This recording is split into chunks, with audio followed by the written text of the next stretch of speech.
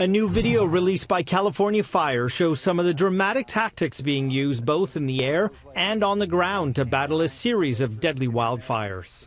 California firefighters have posted some pictures of the fire on their Facebook page here.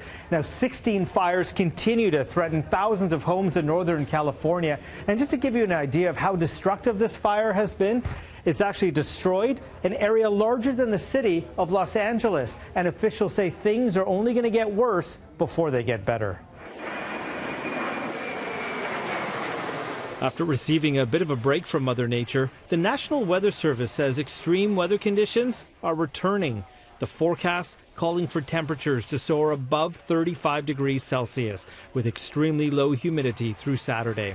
The state's governor is pointing to global warming, predicting that this is just a sign of things to come. We're in a new normal. We're in a drought that will continue. Now, whether you technically call it a drought, that's a matter for the weather people, but I would suspect there'll be more fires to come, and more fires each year for a very long time, because it's going to be a while before we shift the weather back to where it historically was.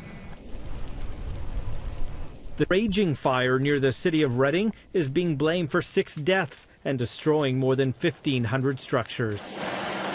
The blaze began from a small spark from a vehicle that was being towed away.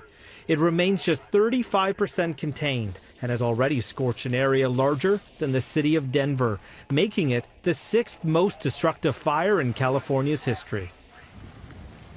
But firefighters have made some progress. Residents have been allowed to return home in certain spots, or at least to what's left of their homes. In other areas, it's still far too dangerous for evacuation orders to be lifted.